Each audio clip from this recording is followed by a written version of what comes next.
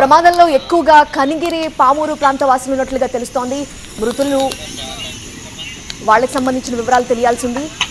బస్సులో మొత్తం 40 మంది ప్రయాణిస్తున్నారు. వాళ్ళు ప్రయాణిస్తున్న వాళ్ళలో ఎక్కువ మంది కనిగిరి పామూరు ప్రాంతానికి చెందిన వాళ్ళుగా అధికారులు చెప్తున్నారు. లేటెస్ట్ ఇన్ఫర్మేషన్ ఇది. సంఘటనా స్థలానికి ఇప్పటికే స్థానిక ప్రజలు చేరుకున్నారు, పోలీసులు అక్కడికి చేరుకున్నారు. అంబులెన్స్లలో ఎక్కించి వాళ్ళని హాస్పిటల్స్ కి తరలించారు. గాయపడిన వారికి చికిత్స ప్రస్తుతం కొనసాగుతోంది. మరొక అరగంట గంటలోనే ప్రయాణికులంతా కూడా ఇంటికి చేరిపోతారు, డెస్టినేషన్ కి చేరుతారు అనగా ఈ దుర్ఘటన జరిగింది.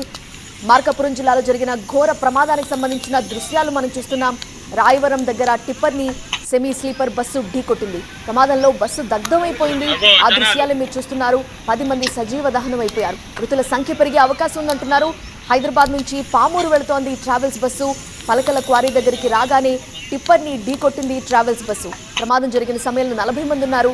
గాయపడిన వారందరినీ వెంటనే మార్కాపురం ప్రభుత్వాసుపత్రికి తరలించారు.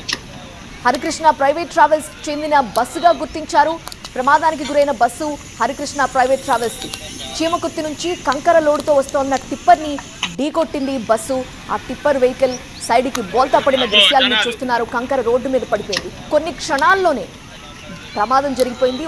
కొన్ని క్షణాల్లోనే బస్సు పూర్తిగా తగలబడిపోయింది. అందులోంచి బయటపడడం కష్టసాధ్యం.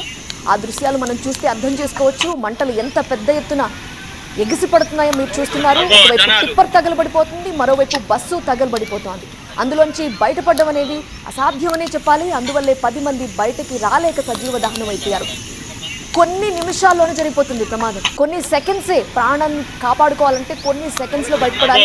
బస్సు ప్రమాదంలో ఎమర్జెన్సీ ఎగ్జిట్లు ఉన్నాయా, తెరుచుకున్నాయా లేదో తెలియాలి.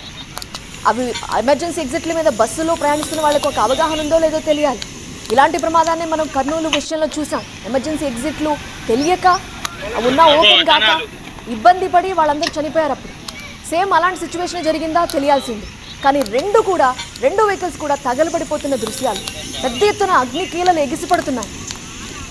అలాంటి ప్రమాదంలో చిక్కుకుంటే ఇంకా బయటపడే అవకాశమే ఉండదు. అందుకనే బస్సుల్లో ప్రయాణించాలంటే చాలా కాలం ప్రజలు భయపడిపోయారు. కర్నూలు ఘటన తరువాత మళ్ళీ యథావిధిగా బస్సులు రోడ్డు మీదకి వచ్చాయి.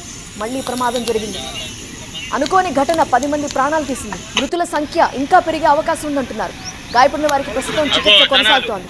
బస్సులో ప్రయాణిస్తున్న వారిలో ఎక్కువ మంది కనిగిరి ప్రాంతానికి పామూరుకు చెందిన వారుగా ఉన్నారని, ప్రయాణికులంతా కనిగిరి పామూరుకు చెందిన వారుగా ఉన్నారని పోలీసు అధికారులు చెబుతున్నారు.